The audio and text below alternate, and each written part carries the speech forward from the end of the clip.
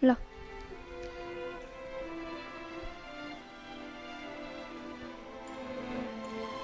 Bonjour à tous, c'est Franck et Romendil. Salut.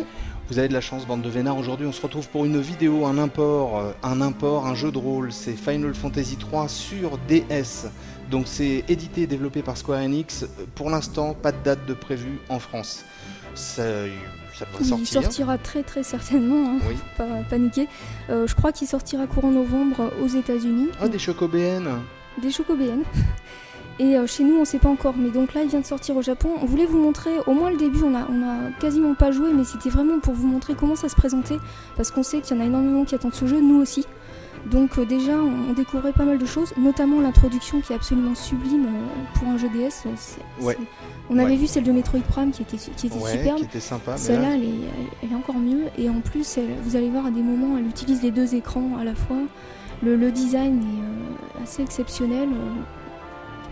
Non, c'est bien. Un beau générique, vraiment bien fait. D'ailleurs, on voit les personnages. Donc c'est un jeu qui utilise un système de job au niveau des personnages. Ça vous le verrez pas dans cette première vidéo, hein, parce que comme je disais, ça va être le tout début.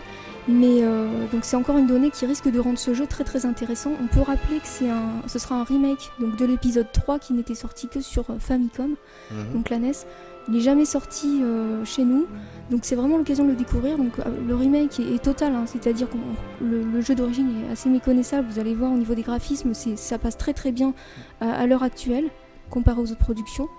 Donc je pense que c'est un jeu qui va intéresser beaucoup de monde et qui va se rendre assez indispensable sur DS. Et puis sur DS, il y en a beaucoup de jeux de cette qualité-là en RPG. Ben justement, les RPG, il n'y en a pas tant que ça sur DS, donc c'est pour ça que c'est aussi une raison pour sauter dessus. En plus en FF, donc il y aura également en parallèle la ressortie des épisodes 5 et 6 sur GBA. D'accord. Et le 4 aussi. Et donc ça, c'est absolument incontournable. Bon, voilà, c'est incontournable. Donc si vous aimez le RPG, on sait que ça va sortir. On n'a pas de date précise, mais on sait que ça va sortir en France sur DS. On ne peut pas encore s'avancer, mais je pense que beaucoup sauteront sur la version américaine, hein, sûrement. Ouais. Si elle sort le 14 novembre, comme je crois que c'est le cas, ça permettra déjà de ne pas attendre trop longtemps. Bon, en tout cas, il y a un beau générique. On voit que là, on va certainement retrouver les fameux airships, les différents moyens de locomotion, de transport qu'on avait dans les différents volets. Et le cristal, un petit peu emblématique de la saga. Donc là, je vais lancer le jeu. Ouais. Donc c'est juste après le tout début, hein. Encore une fois, c'est pour vous montrer comment ça se présente. Alors vous allez voir que tout peut se faire au stylet. Il y a une jouabilité qui est entièrement tactile. On peut également utiliser les boutons. Alors là, on a un petit peu la carte du jeu, qui est assez jolie, et des combats aléatoires sur la carte, comme c'est l'habitude. Donc là, en fait, en bas gauche, vous avez le menu de commande. Ouais. Vous pouvez bouger avec la croix directionnelle et les boutons, comme c'était le cas jusqu'à présent. Mais vous pouvez aussi cliquer avec le stylet dessus. Alors, au lieu de cliquer sur le menu, on peut également cliquer simplement sur le monstre, et le personnage va attaquer. Après, pour ce qui va être des magies, des sorts, tout ça se passe de la même façon. Il faudra juste cliquer sur la bonne commande dans le menu et lancer le sort. Donc là, on va montrer vite fait un village, le premier village. Donc c'est un épisode qui renvoie un petit peu au premier. Déjà dans le premier FF, on devait acheter ces magies dans des boutiques. Là par exemple, je rentre dans une boutique de sorts. Il va falloir parler donc aux commerçants pour acheter les sorts de magie noire. Il y aura également des boutiques pour les sorts de magie blanche et des boutiques d'équipement. Donc on retrouve bien le côté old school des premiers épisodes. Et en parallèle, on voit bien que le jeu était complètement remanié graphiquement. Il y a plusieurs niveaux de zoom, hein, la caméra, on peut agrandir. Non, c'est vachement joli pour la DS en général, c'est joli, mais là c'est vrai que c'est assez sympa. Ouais, ça passe très bien là. Bon, peut-être que le niveau de zoom aurait pu être encore plus fort, peut-être pour qu'on voit de plus près les personnages. Mais déjà, je trouve que le rendu est assez joli. Voilà, donc on va finir de faire un petit tour dans ce village pour vous montrer comment ça se présente. Bon, bien entendu, il doit y avoir une durée de vie assez importante. Ah bah je pense qu'il est long, hein. Je pense que c'est un... De toute façon, tous les FF, bon, à part le premier qui se termine assez rapidement, ont une durée de vie assez raisonnable. Et là, vous voyez, c'est un village où on peut même avoir des combats, des rencontres aléatoires. Donc, après, j'ai montré un petit peu comment se passe l'équipement, enfin le menu pour équiper les armes. Encore une fois, c'est très intuitif, hein. Donc on s'y retrouve très facilement, il y a toujours un système d'icônes. Donc on peut pas vraiment être perdu là-dedans. Donc pour l'instant, on commence avec... Tu es contente, tu as gagné des points. J'ai gagné des points d'expérience et on commence avec un seul personnage, mais on en aura 4 à la fois, il me semble. Ah oui. Donc dans le menu, donc là c'est pareil, hein, tout peut se faire avec le stylet, c'est quand même beaucoup plus rapide. Donc pour l'instant, je conseillerais le gameplay au stylet. Après, il faut voir sur la durée. Donc là, on choisit simplement son arme. On peut changer d'arme, équiper des casques, des armures, des protections. Donc ça a l'air assez complet à ce niveau-là aussi. Donc après, quand on aura plusieurs personnages, c'est le système classique. On pourra utiliser des formations pour disposer ces personnages soit au premier rang, soit à l'arrière, en fonction des classes qu'on a. Donc apparemment, il y aurait plus d'une bonne dizaine de classes, voire une quinzaine de classes différentes.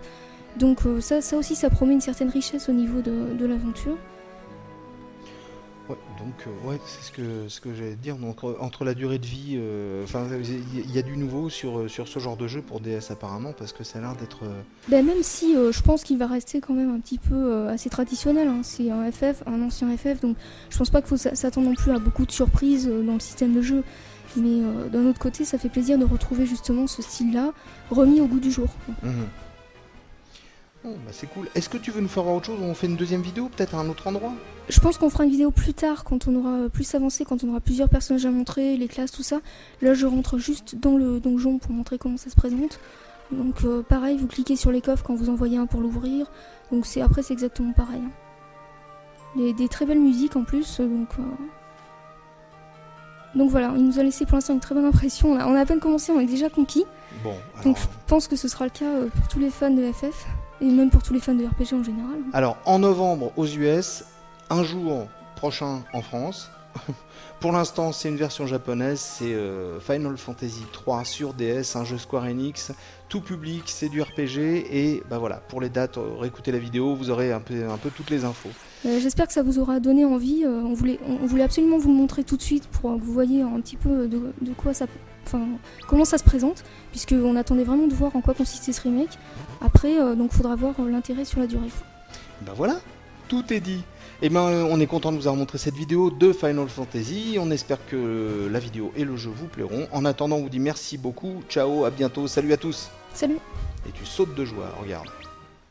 Ah non, même pas.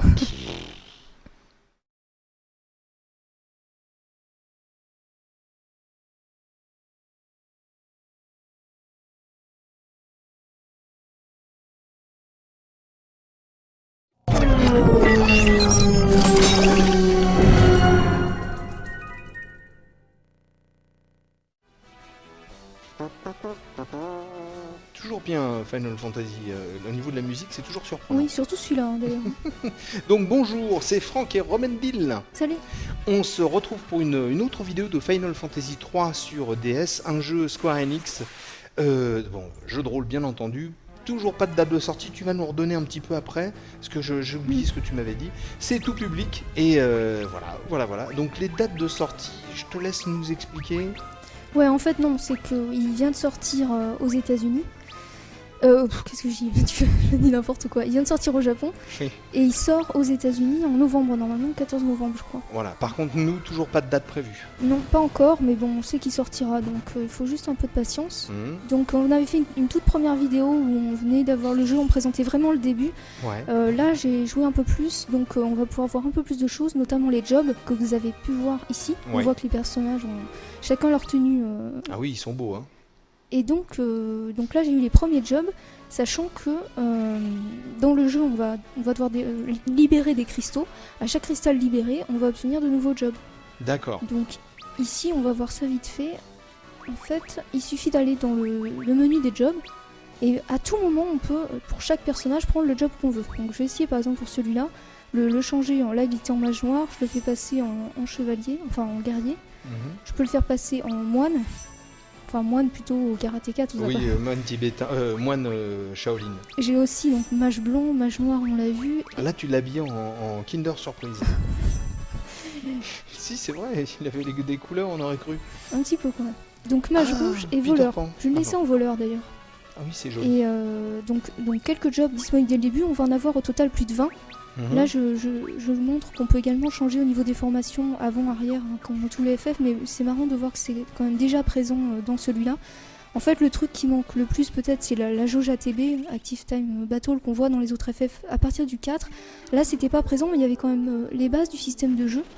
Et il y avait déjà pas mal de choses. Donc les jobs, on avait vu ça même dès le premier FF. On avait le choix entre 6 jobs dès le départ. Mais c'était très limité, c'est-à-dire qu'on pouvait pas changer une fois les jobs pris. Alors que ici, c'est beaucoup plus étoffé, donc il y a 22 jobs. C'est beaucoup plus intéressant, sachant que le jeu nous oblige à vraiment changer régulièrement pour pouvoir avancer. Donc ça fait vraiment partie intégrante du gameplay. Oula. En Voici fait, un adversaire de taille, j'ai l'impression. en fait, il est pas très puissant pour bon mon personnage. Voilà, j'espérais que Sid allait intervenir, parce que ça, c'est un personnage qui m'accompagne de façon temporaire, un NPC en fait, qui il y en a 6 ou 7 dans le jeu. Donc, c'est-à-dire qu'il va partir au bout d'un moment et il intervient tout seul de lui-même de façon un petit peu aléatoire pour nous aider. Pourquoi de façon aléatoire? Non, il y a une raison Parce précise. qu'on ne peut pas le contrôler, c'est un NPC, donc il est juste là pour nous apporter du soutien. On peut faire appel à lui, lui demander des conseils, mais on sait qu'on le gardera pas longtemps. D'accord. Et il y en a plusieurs comme ça, j'en ai vu une autre, notamment une certaine princesse Sarah. Donc rien à voir avec celle à laquelle tu penses. C'est ce que tu dis. C'est ce que tu dis, mais as-tu des preuves de ce que tu avances?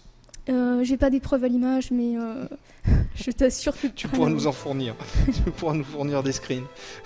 Princesse Sarah n'a rien à voir avec celle qu'on connaît du dessin animé. Ça c'est clair. Ça c'est je Final Fantasy. Je vous rassure. Sinon là on a vu l'airship, l'un des moyens de transport. Oui, d'ailleurs je me demandais comment tes deux personnages faisaient pour entrer dedans, parce qu'il est tout petit par rapport à leur taille à eux. C'est un grand mystère, même les châteaux et les villes. D'accord. Ah bah le voilà, Sid. Et c'est Sid. Ouais, et d'ailleurs en parlant de Sid, je sais pas si le nom t'évoque quelque chose. Si, mais pourquoi? Non, pas le petit Sid ou quoi que ce soit. J'allais sortir une ânerie, mais non, pourquoi? Non, parce que dans tous les FF, en fait, on le retrouve, il y a des noms, enfin, c'est pas le même personnage, mais le nom est récurrent. Et ici, donc, c'est lui qui nous construit notre airship, et c'est marrant de voir que, là encore, dès cet épisode, il apparaissait également, quoi. D'accord, donc on le retrouve partout, Sid. D'année en année, on le retrouve, c'est pour ça que maintenant il est très vieux et barbu. C'est que ça fait trop longtemps qu'il est là. Repose-toi, Sid. Je vais pas montrer les magies, donc c'est un petit peu comme dans FF1, il faut les acheter. Et on a droit à 3 magies par niveau. On peut à tout moment choisir d'en oublier pour les remplacer par d'autres. D'accord. Donc on peut se les passer entre les personnages une fois achetés, ça c'est quand même pratique. Ça c'est pratique, oui. Alors je voulais montrer autre chose, justement une phase dans un village, parce que donc c'était le cas aussi dans tous les FF, surtout les premiers, il y a énormément de passages secrets. Donc là j'ai fait la bêtise de sortir, c'était involontaire de ma part. C'était simplement un petit peu perdu. Ouais, en fait c'est... là je vais vous montrer un truc, donc dans tous les niveaux, il faut essayer de trouver où sont les passages secrets, donc il y en a énormément. On peut faire le jeu sans en voir la moitié si on fait pas attention. Ah non, d'accord. Et avec le stylet, je sais pas si c'est plus facile, parce que bon, la jouabilité au stylet, elle est bonne, mais là, après 3-4 heures de jeu, je me rends compte que c'est peut-être plus simple de revenir à une jouabilité classique, avec les boutons, mais bon... Ouais, au stylet, c'est un peu galère. Non, ça n'enlève rien, mais après, je pense que ça dépend des personnes, hein, donc je veux pas juger là-dessus, parce que bon... je pense que la jouabilité au stylet est quand même assez bien pensée pour un RPG, notamment pour les déplacements. Mais après, quand il est question de fouiller dans les recoins, tout ça, ça me semble peut-être plus pratique de faire ça avec les boutons. Maintenant, peut-être que ça dépend de chacun. Donc là, j'ai récupéré un élixir. Et je voulais montrer dans la maison de Sid, justement. On va en avoir besoin. Mais pourquoi donc ? Donc ça vous oblige à chercher vraiment, parce qu'il y a des interrupteurs qui sont invisibles. Ah, tu m'étonnes que la durée de vie sur ces trucs-là, c'est énorme, quoi. Si tu dois à chaque fois te... Alors je sais pas s'il y a vraiment des quêtes annexes dès cet épisode, hein. Faudrait que je vois ça. Par contre, là, comme on le voit, il y a des petites interactions qui sont optionnelles. C'est-à-dire que là, je lui ai donné cet élixir pour la retaper, mais si je l'avais pas fait, je pouvais très bien continuer l'aventure. Je passais juste à côté d'un certain nombre de trésors qu'on va voir tout de suite, puisqu'en fait, Sid m'ouvre un passage secret. Ok. Et à partir de là, je vais avoir accès à une partie souterraine de la maison. Ah, cool. Voilà. Donc dans les donjons, il y a ça assez souvent, c'est-à-dire que vous êtes obligé de longer les murs, essayer de trouver des boutons invisibles pour passer soit à travers les murs, soit essayer de trouver un chemin qui est masqué. Il faut bien se dire que presque à chaque écran, il y a un truc comme ça. Donc, ah d'accord, ouais, en fait c'est dommage, assez énorme. Ça, c'est quasiment la caverne d'Ali Baba. Je ne oui. vais pas ouvrir les coffres, mais bon, c'est assez intéressant. Et même dans une salle comme ça, tu crois que tu as fait le tour, et là encore, tu peux trouver un faux mur, passer à travers, et encore une autre salle. Ah ouais, donc c'est vraiment intéressant, puis ça respecte bien l'esprit des premiers FF où on avait ça quasiment tout le temps. Bon bah écoute, vraiment c'est bien, on fait un beau complément à notre première vidéo, je trouve. Ouais, mais il y a plein de choses à montrer, puis on en découvre à chaque fois de nouvelles, donc là j'ai voulu m'attarder là-dessus. Il y aura encore plus de choses à voir plus tard. Hein, donc on refera une autre vidéo un peu plus tard. Bah de toute façon, d'ici la sortie du jeu, on a le temps. Donc, Oui, je crois, j'ai l'impression, oui, malheureusement. Donc, on vous refera d'autres vidéos de Final Fantasy 3, un jeu édité et développé par Square Enix qui se joue sur DS, qui est tout public et qui sortira en France un jour. Ouais, je voulais préciser aussi que c'était le premier FF où on trouvait des invocations. Puisque le job de Summoner permet d'invoquer 8 summons différents. Ouais. Et c'était aussi l'un des premiers où on découvrait les mugs, c'est les petites peluches blanches. Non. T'es sûr? Des espèces de petits nounours blancs. Et là, ils nous servent, avec la fonction Wi-Fi, à envoyer des messages à d'autres joueurs, par exemple. Trop cool. Moi, je dis c'est trop cool. Bon, écoute, est-ce que tu veux rajouter quelque chose? Ouais, pour l'instant, on a vu quelques trucs. Hein. J'ai rien qui me vient dans l'esprit. Mais... Bon, et ben écoute, pendant que tu te bats, moi je vais refaire un petit pitch de vite fait. Final Fantasy 3, Square Enix, jeu de rôle, tout public, sorti, on sait pas. Voilà, ça se joue sur DS, on espère que la vidéo vous a intéressé. En attendant de se revoir sur Final Fantasy, on vous dit merci beaucoup et à bientôt. Ciao, salut à tous. Salut. Vas-y, jette-lui des sorts à lui, là, au gros lézard, il m'énerve.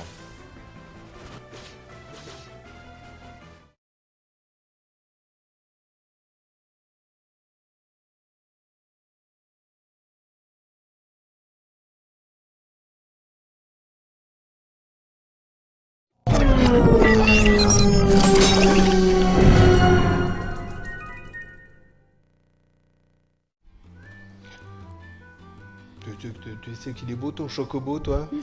Bonjour à tous, c'est Franck et Romendil. Salut. On se retrouve pour une vidéo de Final Fantasy 3 sur DS, un jeu édité et développé par Square Enix.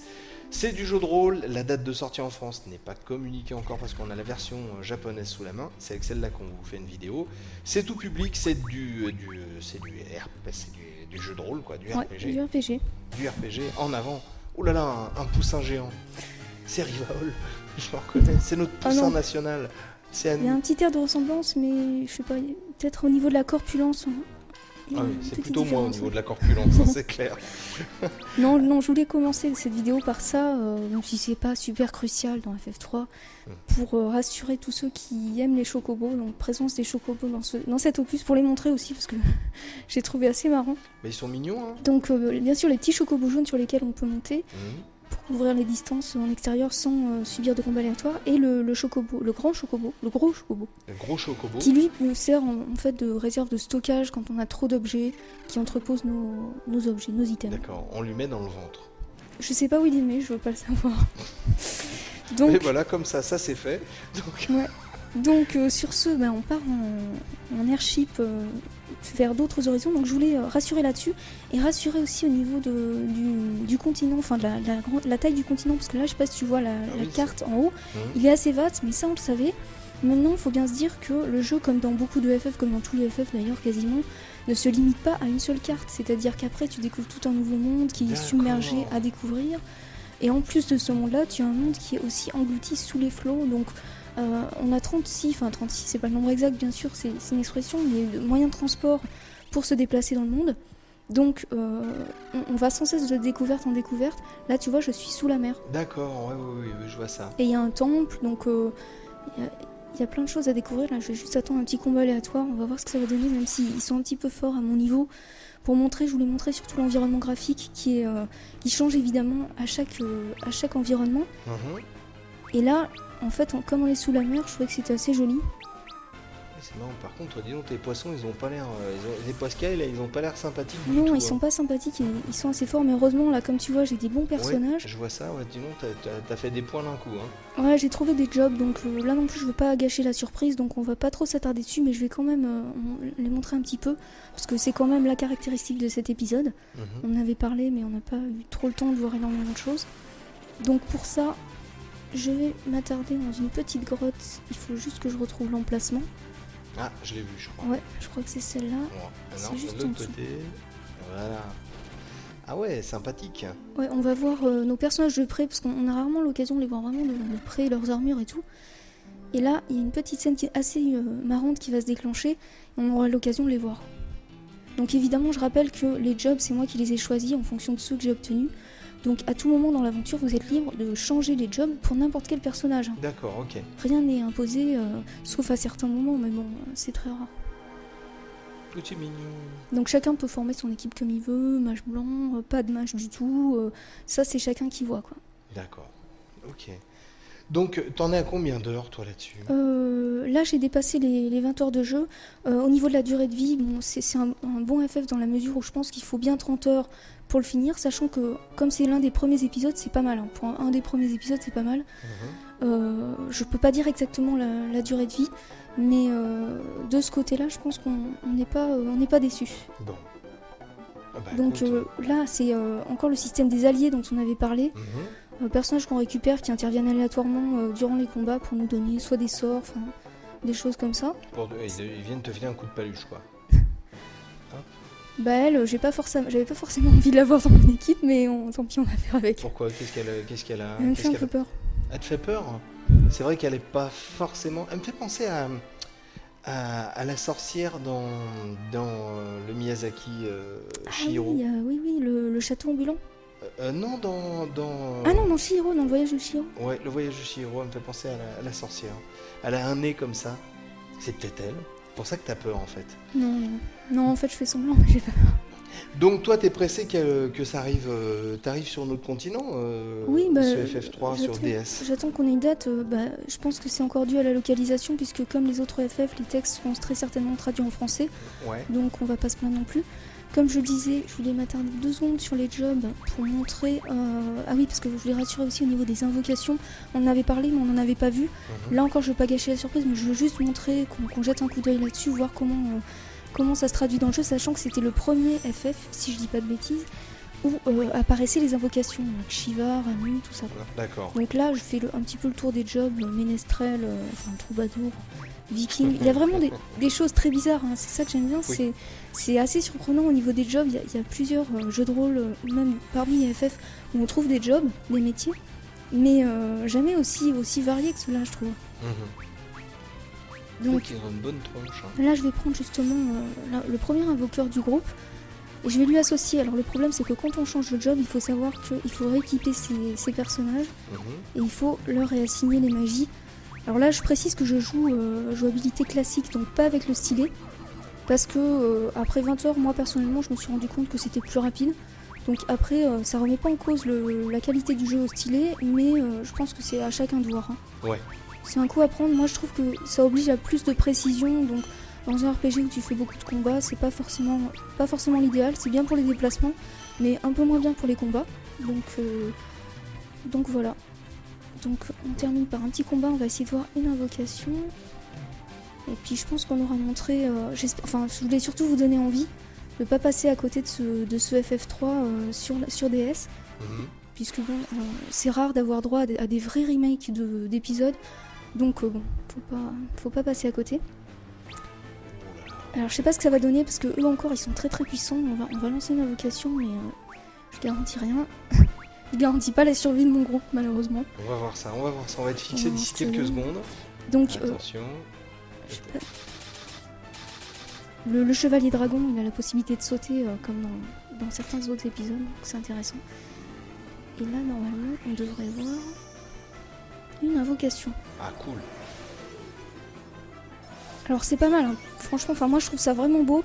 Maintenant elles sont très courtes, mais c'est pas plus mal non plus parce que dans certains épisodes on regrettait justement le fait que les invocations prenaient trop de temps. Là j'ai invoqué le chocobo pour quitter. Et donc là ça rajoute un petit plus sans ralentir le rythme des combats. Donc je trouve que c'est bien dosé. Bon bah écoute c'est parfait. Hein. Moi je dis, j'ai hâte que tu le testes en version d'ici. On va pas en dire beaucoup plus pour l'instant, on découvrira ça, on vous laissera découvrir ça au fur et à mesure. Faut juste, je pense qu'on aura le temps de faire une preview d'ici quelques mois, d'ici quelques semaines même. Et puis sinon, on attendra le test pour vous en reparler. Exactement. C'était une autre vidéo de Final Fantasy 3 sur DS, un jeu Square Enix pour tout public et pour les dates de sortie. Consultez le site, vous trouverez des infos à un moment donné. En attendant, on vous dit merci beaucoup d'avoir regardé cette vidéo. On vous souhaite une bonne fin de journée à tous et à toutes et on vous dit à bientôt. Ciao, salut. Salut. Tu vas encore te battre, toi? Tu vas rentrer avec de la terre sur les genoux. Hein.